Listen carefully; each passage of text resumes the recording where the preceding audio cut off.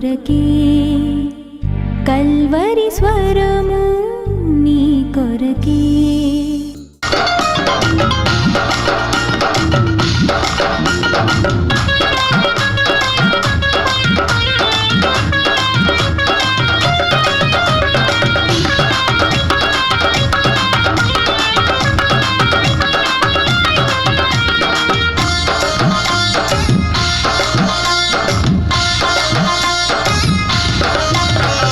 రాజులకు రాజువు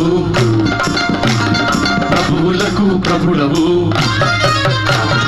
రాజులకు రాజువు ప్రభువులకు ప్రభుడవు నీవే నా విభుడవు లోకాన గనుడవు నీవే నా విభుడవు లోకాన గనుడవు నీవే నీవే నీవే నీవే రాజా నా రాజా యేసు రాజా రాజా నా రాజా యేసు రాజా రాజులకు రాజువు ప్రభువులకు ప్రభుడవు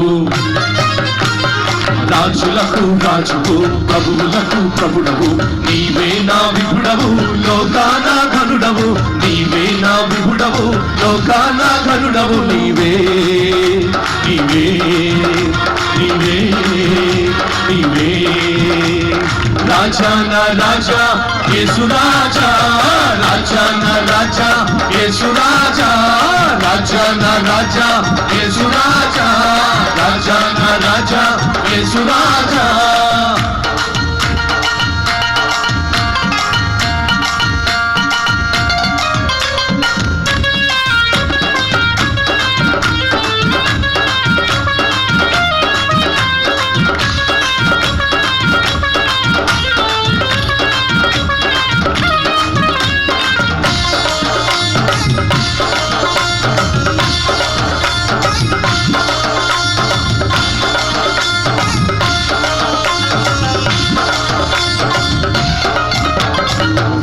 సరిరారు మరి ఇంకెవ్వరు లేరు సరిపోరు మరి ఇంకెవ్వరు రారు సరిరారు మరి ఇంకెవ్వరు లేరు సరిపోరు మరి ఇంకెవ్వరు సర్వ సృష్టికర్తవు సర్వోన్నతుడవు సర్వాధికారివి సర్వాంతర్యామివి సర్వ సృష్టికర్తవు సర్వోన్నతుడవు సర్వాధికారివి సర్వాంతర్యామివి నీవే నీవే నీవే నీవే రాజా నా రాజా యేసు రాజా రాజా నా రాజా యేసు రాజా రాజా నా రాజా యేసు రాజా రాజా నా రాజా యేసు రాజా రాజులకు రాజువు ప్రభువులకు ప్రభుడవు అందరం కలిసి రాజులకు రాజువు ప్రభువులకు ప్రభుడవు నీవే నా విభుడవు లోకాన గనుడవు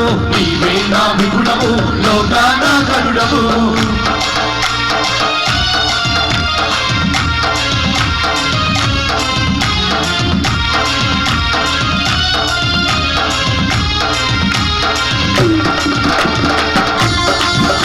చప్పట్లు కొడుతూ దేవుని స్తుతిస్తూ పాడుతూ ఆ పాట నేర్చుకుందాం.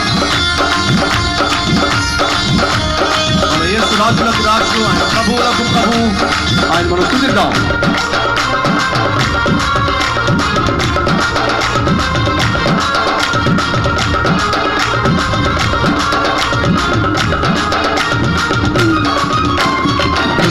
నేనున్న అనువాదము ఉన్న రానున్న ఏకైక రాజువు ఉన్న నేనున్న అని అనువాదము ఉన్న రానున్న ఏకైక రాజువు అగ్ని జ్వాలల వంటి కన్నులున్నవాడ మహా తేజస్సుతో ప్రకాశించువాడ అగ్ని జ్వాలల వంటి కన్నులున్నవాడ మహా తేజస్సుతో ప్రకాశించువాడ నీవే నీవే నీవే నీవే రాజా నా రాజా యేసు రాజా రాజా నా రాజా యేసు రాజా రాజా నా రాజా యేసు రాజా రాజా నా రాజా యేసు రాజా రాజులకు రాజువు ప్రభువులకు ప్రభుడవు అందరం కలిసి రాజులకు రాజువు ప్రభువులకు ప్రభుడవు నీవే నా విభుడవు లోకాన ఘనుడవు నీవే నా విభుడవు గనుడవు లోకాన గనుడవు నీవే నీవే నీవే నీవే రాజా నా రాజా యేసు రాజా రాజా నా రాజా యేసు రాజా రాజా నా రాజా యేసు రాజా రాజా నా రాజా యేసు రాజా రాజా నా రాజా యేసు రాజా రాజా నా రాజా యేసు రాజా రాజా నా రాజా యేసు రాజా రాజా నా రాజా యేసు రాజా.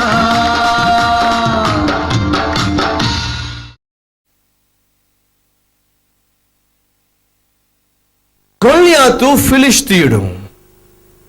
ఫిలిష్తీయుల్లో 5 సర్దారులు.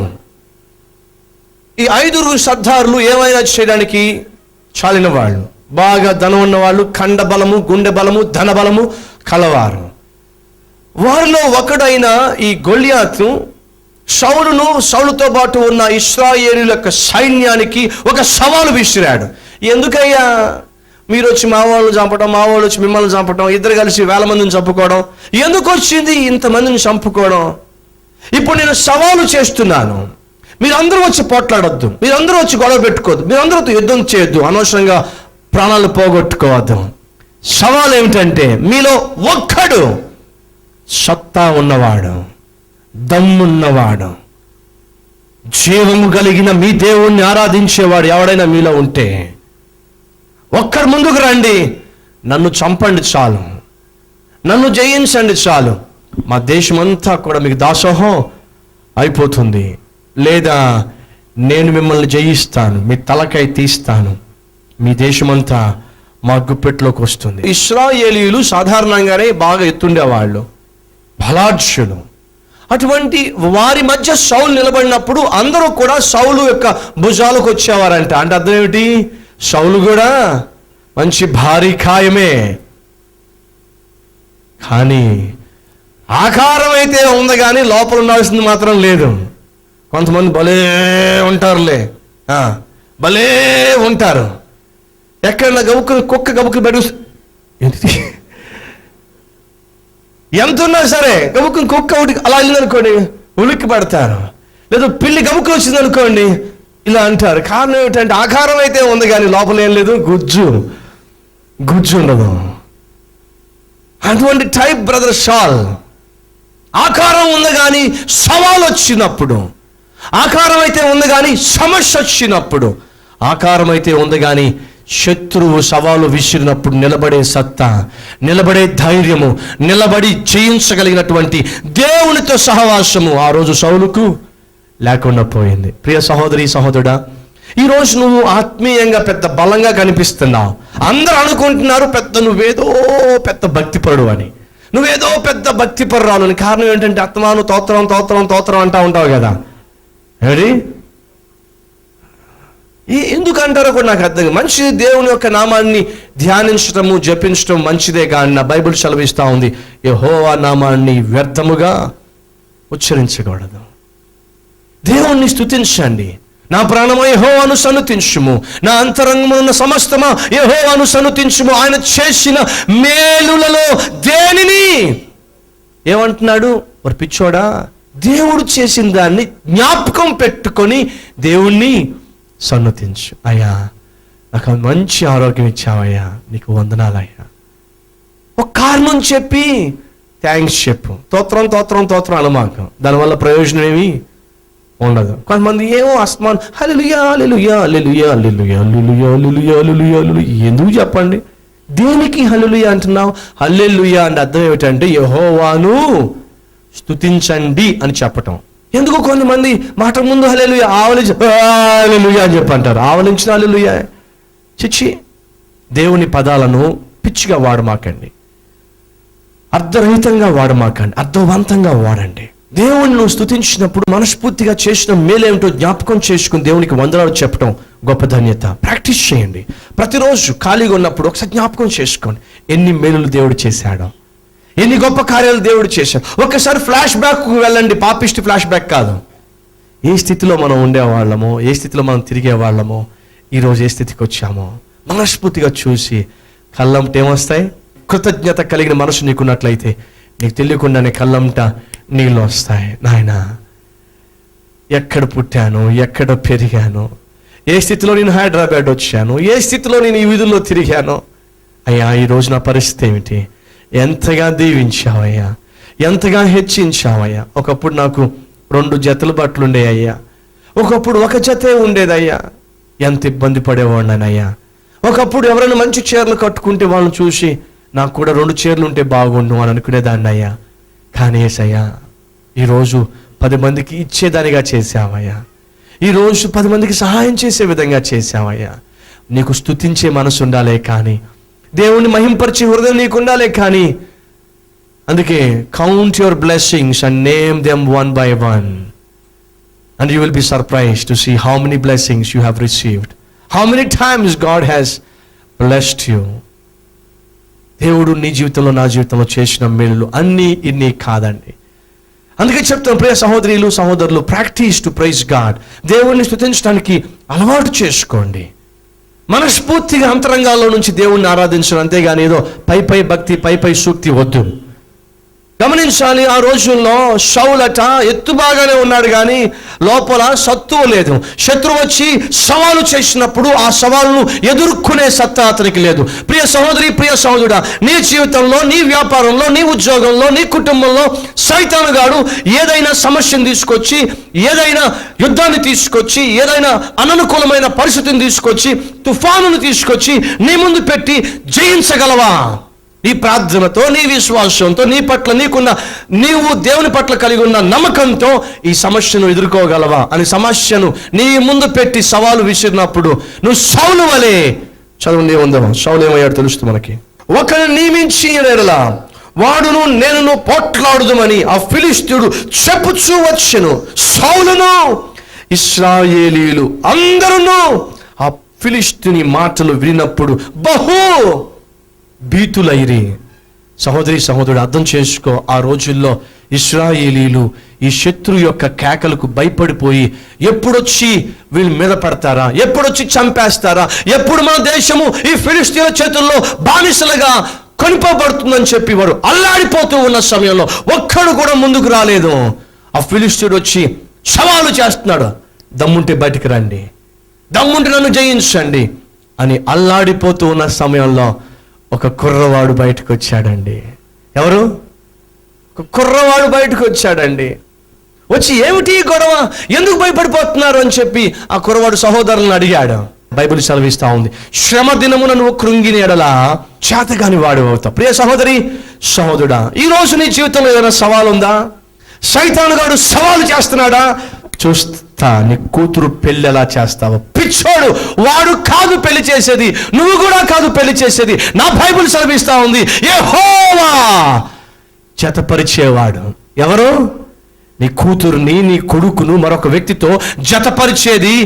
నీ ప్రయత్నాలు సహాయపడతాయి కానీ జతపరిచేది మాత్రము యెహోవాయే.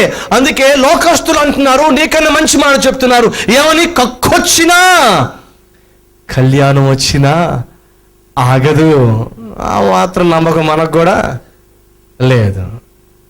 బైబిల్ సెలవిస్తా ఉంది, జతపరిచేవాడు యెహోవా అండి. సైతానుగాడు సవాలు చేస్తాడు వాక్యానికి వ్యతిరేకంగా. చూస్తాను ఎలా నీ కూతురు పెళ్లి చేస్తావు. తమ్ముడు చెల్లి సవాలు చేస్తున్నాడు. నీ క్లాస్మేట్స్కి, నీ సీనియర్స్కి, వాళ్ళ సీనియర్స్కి ఉద్యోగం రాలేదు. నీ ముఖం, నీకెప్పుడు ఉద్యోగం వస్తుంది నేను చూస్తా. బైబిల్ సెలవిస్తా ఉంది, యుద్ధ దినమున గుర్రములు రథములు ఆయత్త పరుచుటకద్దు, కానీ విజయము యెహోవా వశము. ఎవరిస్తారట విజయం? ఎవరిస్తారట విజయం? యెహోవా విజయాన్ని ఇస్తాడు. భయపడు మాకు నా ప్రియ చెల్లి తమ్ముడు. సైతానుని ప్రశ్నించి వచ్చి 1 year అయిపోయింది, వచ్చి 2 years అయిపోయింది, వచ్చి 3 years అయిపోయింది. ఏది నీ ఉద్యోగం? నీ ముఖం.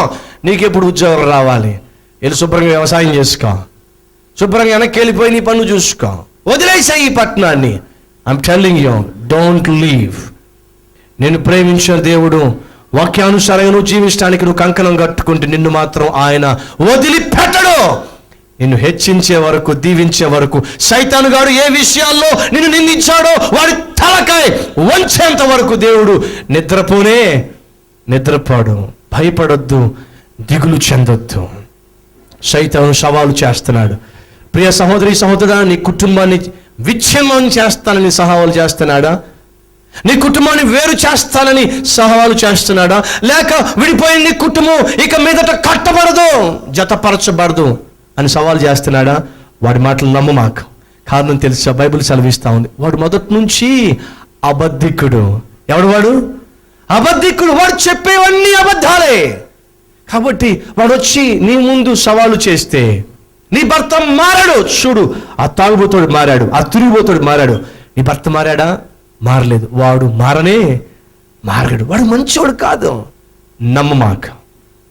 సైతాను గాడు ఈరోజు ఏ విషయంలో నీ ముందు సవాలు విసురుతున్నాడో ఆ సవాలుకు నువ్వు భయపడమాకు, ఆ సవాలుకు నువ్వు దిగులు పడమాకు. కారణం ఏమిటయా అంటే, నీలో ఉన్నవాడు ఈ లోకంలో ఉన్నవాడి కన్నా చాలా గొప్పవాడు. సైతాను గాడి యొక్క తలకాయ సిలువలో ఏం చేయబడింది? చితక కొట్టబడింది. వాడు ఊపుతుంది ఏమిటి? కొన్నిసార్లు కొన్ని విచిత్రంగా ఉంటాయి. పాము తలకాయ చితక కొట్టండి, అప్పుడు కూడా తోక ఊపుతానే ఉంటుంది. అవునా? తలకాయ చిరిగిపోయింది, కానీ ఏం ఊపిద్ది? తోక ఊపుతా ఉంటుంది. మనం ఆ తోక చూసి అమ్మో ఇంకా బతికి పడ్డాం. తలకాయ చిరిగిపోయిన భయం మనకి. ఎందుకు? తోక. ప్రియ సహోదరి సహోదరుడా, సైతాను యొక్క తలకాయ యేసుక్రీస్తు శిలువలో చితక్కొట్టాడు. వాడు ఇప్పుడు ఊపుతుంది తోక మాత్రమే. తోకను చూసుకొని భయపడిపోతే ఇంకేమీ చేయలేం. భయపడకు నా ప్రియ సహోదరి, భయపడకు నా ప్రియ సహోదరుడా. దేవుడు మాట ఇచ్చి నెరవేర్చేవాడు. నేను గొప్ప ఉద్దేశంతో హైదరాబాద్ తీసుకొచ్చాడు. ఒక గొప్ప ఉద్దేశంతోనే తన ప్రేమలోకి నిన్ను అంగీకరించాడు. దిగులు పడకు నా ప్రియ సహోదరి, మంచి రోజులు రాబోతున్నాయి. దిగులు పడకు నా సహోదరుడా. నీ జీవితంలో సైతాను గాడు నీ ముందు పెట్టిన సవాల్ని దేవుడు పటాపంచులు చేసే దినం రాబోతుంది. సవాలు చేశాడు ఫిలిష్తీయుడు వచ్చి, సత్తా ఉంటే పంపించండి ఒక్కడిని అని చెప్పి. ఎవరు ఊహించలేదు వాడిని ఎదిరించేవాడు పుట్టి ఉన్నాడని చెప్పి. అప్పుడు ఒక్కరివాడు వచ్చాడు. ఏమిటి సంగతి, ఎందుకు మీరు యుద్ధం చేయడం లేదు అని అంటే, ఎవరో చెప్పారు, ఒరే చూసావురా వాడిని, చాలా ఎత్తురా, చాలా బలంగా ఉన్నాడురా. చూస్తే వాడు భారీ కాయుడు. వాడు ఎత్తెంత? 9 అడుగుల 7 అంగుళాల. నాకంటే ఇంకా ఇంచుమించు 4 అడుగులు ఎత్తుమాట. వాడిని చూసి గుండెలు అవిసిపోయి బహుభీతి చెంది వారు పారిపోతున్నారు. అప్పుడు దావీదు చూశాడు. ఏమన్నాడు తెలుసా? పరిస్థితిని చూశాడు. అంతా చేయి జారిపోయేలాగా ఉంది. పరిస్థితులను బట్టి ఓడిపోతాము అనిపిస్తుంది, పరిస్థితులను బట్టి జయించలేము అని అనిపిస్తుంది.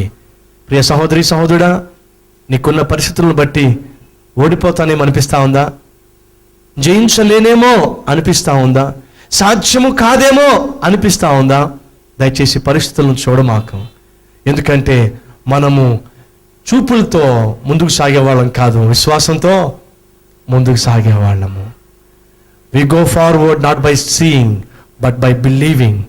మనం కేవలము విశ్వాసంతో నమ్మి ముందుకు సాగేవాళ్ళమే కానీ చూసి నమ్మేవాళ్ళం మాత్రము కాదు. అందుకే బైబిల్ సెలవిస్తా ఉంది, చూసి నమ్మేవారి కన్నా చూడక నమ్మేవాళ్లే ధన్యులు. ఈరోజు సైతాను ఈరోజు ఒకవేళ నీ జీవితంలో నీకున్న పరిస్థితులను బట్టి గలిబిలి చేస్తా ఉన్నాడా? నువ్వు నిరుత్సాహపడిపోతున్నావు. నీ మనసులో జయించలేనేమో, ఎగ్జామ్ పాస్ కాలేనేమో, నేను అనుకున్నట్టుగా ఎంసెట్ ర్యాంక్ సంపాదించలేనేమో, అనుకున్నట్టుగా నేను సివిల్స్లో జయించలేనేమో, అనుకున్నట్టుగా నేను మెడిసిన్ ర్యాంక్ సంపాదించలేనేమో, కాలేజీలో నేను సీటు సంపాదించలేనేమో, జాబ్ సంపాదించలేనేమో, ఒక మంచి భర్తను ఒక మంచి భార్యను సంపాదించలేనేమో, ప్రమోషన్ సంపాదించలేనేమో, ట్రాన్స్ఫర్ సంపాదించలేనేమో. వీటన్నిటికీ మించి ఈరోజు నువ్వు కలిగి ఉన్న అనారోగ్యాన్ని బట్టి ఇక నేను మళ్ళీ బాగు కాలేనేమో, మరలా మంచి ఆరోగ్యం నాకు రాదేమో అనే ప్రశ్న సైతాను పదే నీలో పెడుతున్నాడా? ఆ రోజు అదే పరిస్థితి ఇశ్రాయేలు ఎదుర్కొన్నారు. ఏమిటి ఆ పరిస్థితి? నీరు గారిపోయిన పరిస్థితి. ఎటు చూసినా శత్రువులు మూగిపోయి ఉన్నారు. ఎటు చూసిన శత్రువులు చెలరేగిపోయే పరిస్థితిలో ఉన్నారు. ఓడిపోయే పరిస్థితిలో ఇశ్రాయేలు ఉన్నప్పుడు ఒక వ్యక్తి బయటకు వచ్చాడు. అడిగాడు, ఏమిటి సంగతి? వాళ్ళు చెప్తున్నారు, అయ్యా పరిస్థితి ఏం బాగలేదు, శత్రువు మనకన్నా గొప్పవాడు, వాడు మనకన్నా ఎత్తు ఉన్నవాడు, మనకన్నా బలంగా ఉన్నవాడు. కాబట్టి బహుశా మనం ఇక వాడికి బానిస కావాల్సిందే, దొరికిపోవాల్సిందే. నిజమే, కొన్నిసార్లు మనకున్న సమస్యలు మనకన్నా చాలా పెద్దగా కనిపిస్తాయి. నీకున్న కష్టాలు నీకన్నా పెద్దగా కనిపిస్తాయి. కానీ ఈరోజు ఒక ఫార్ములా చెప్తాను, జాగ్రత్తగా వినండి. అదేంటో తెలుసా? ఒక నిజమైన క్రైస్తవుడు సమస్యను చూసి ఆ సమస్య ద్వారా దేవుణ్ణి చూడడు. కారణం ఏమిటంటే, సమస్య చాలా పెద్దగా కనిపించినప్పుడు, నీలో అవిశ్వాసము గూడు కట్టుకున్నప్పుడు దేవుణ్ణి చూసే అవకాశం నీకు ఉండదు. సమస్య కనిపిస్తూ ఉంటుంది, నా వల్ల కాదు, నా వల్ల కాదు, ఇది నేను చేయలేను, ఇది నా వల్ల. అవిశ్వాసం చేకూరుతుంది.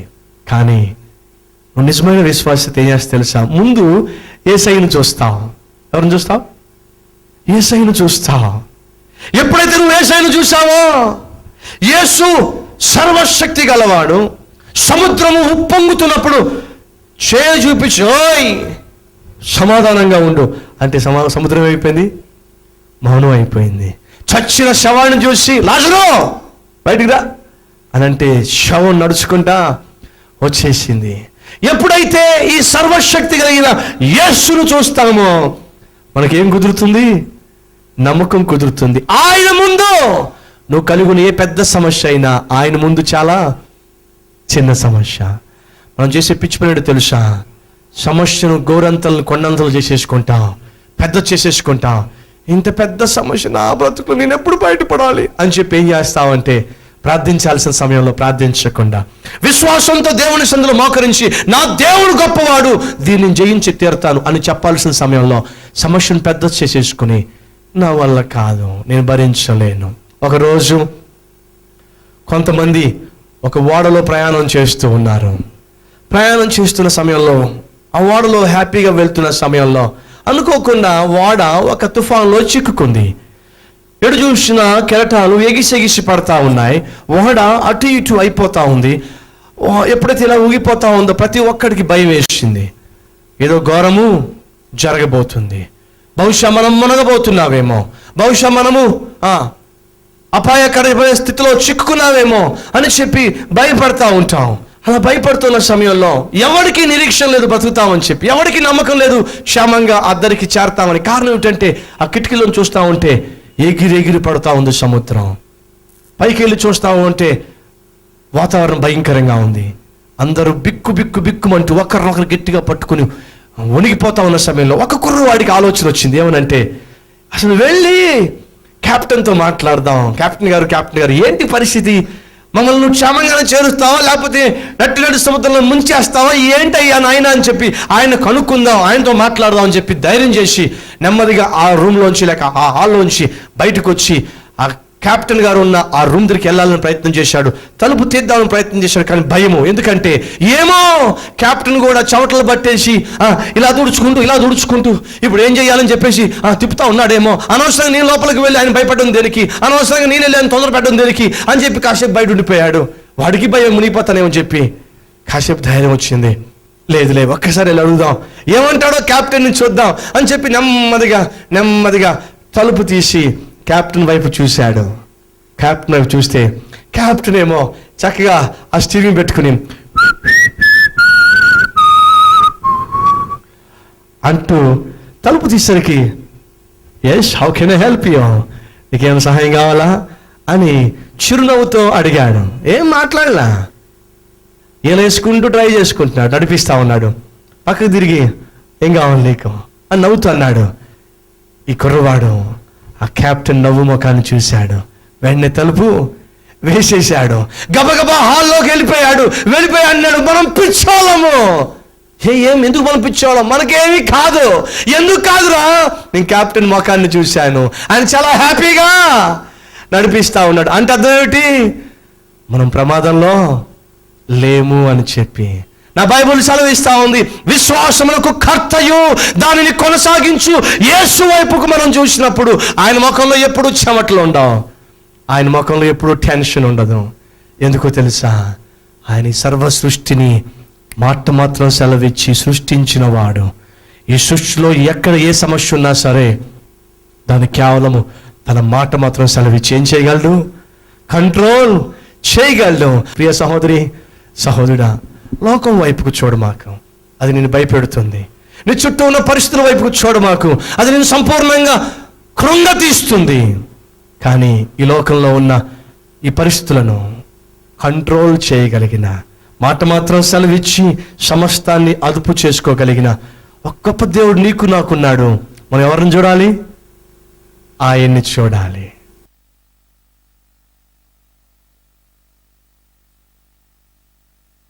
మహాపరిశుద్ధుడు అయిన ప్రేమ కలిగిన తండ్రి, మాట్లాడే దేవుడు అయ్యా, హృదయాలు తెలిసిన వాడివి, నీకు స్తుతులు స్తోత్రాలు. నిజమే, శత్రువైన సైతాను మా చుట్టూ అల్లకల్లోలాన్ని సృష్టించినప్పుడు, సమస్యలను ప్రభువా ఎగిసి పడే విధంగా చేసినప్పుడు, రేపేం కాబోతుందో తెలియనటువంటి స్థితిలో మేము ఇరుక్కున్నప్పుడు, కూరుకున్నప్పుడు, నాయన మేము సమస్యల వైపుకు చూస్తే కృంగిపోతామని, సమస్యల వైపుకు చూడకుండా నీ వైపుకు ఎలా చూడాలో ఈరోజు మాకు నేర్పించావయ్యా. ఎప్పుడైతే నిన్ను చూస్తామో నీ ద్వారా విజయాన్ని కూడా చూస్తామని దావీదు ద్వారా మాకు తెలియచేశావు. శత్రువును చూసి, వాడి గొప్పతనాన్ని చూసి భయపడిపోక, ఆయన ఈ ప్రపంచాన్ని సృష్టించిన, మాట మాత్రం సెలవిచ్చి సృష్టించిన నిన్ను చూసి ప్రభువా, నీ వైపుకు చూసి ముందుకు ధైర్యంగా సాగే కృపను, భక్తిని మాకు దయచేయమని, ఎవరెవరైతే తమ చేతులు చూపిస్తూ తమ జీవితానికి అప్పగించారో వారిని దీవించమని యేసు పరిశుద్ధ నామంలో వేడుకుంటున్నాం తండ్రి. ఆమేన్.